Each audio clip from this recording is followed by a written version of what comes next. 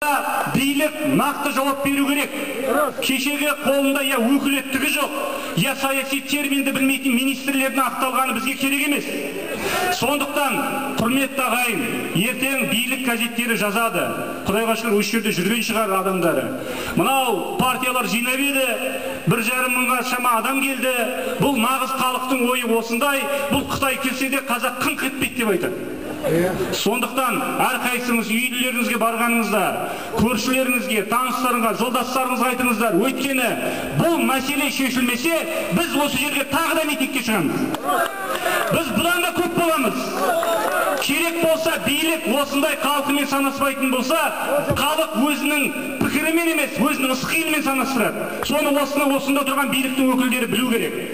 Уважаемые участники митинга, почему власть до сих пор не дает реальные ответы о том, кто собственник самых крупнейших стратегических предприятий Казахстана? Почему таким образом приватизирована земля? Почему приватизированы крупнейшие объекты бывшего народного хозяйства? Потому что они сидят во власти.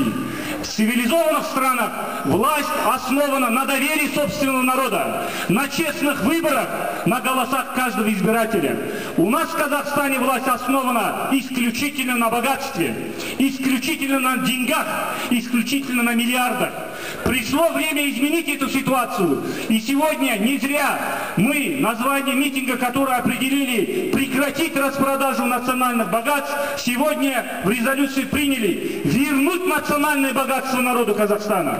Мы сделали один шаг вперед, с чем я вас поздравляю.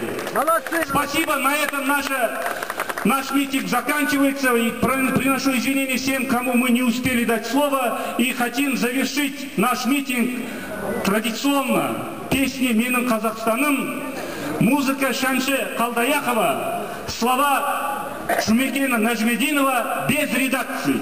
Старый текст өзіміздің 70-80 жылдарда сүйіп айтатын әнімізді «Менің Қазақстанды» бәршамыз айтайық, біздің даусымызды ағурда естісін.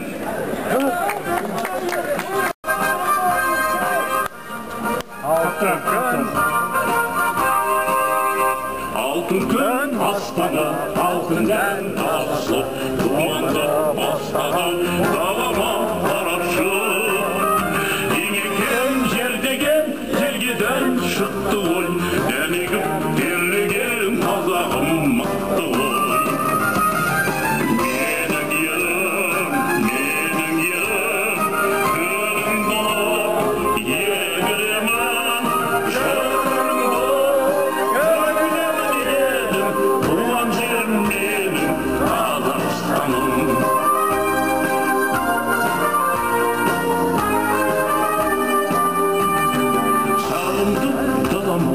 Сабырлы көлім бар, қараңдар, жараңдар, осындай елім бар.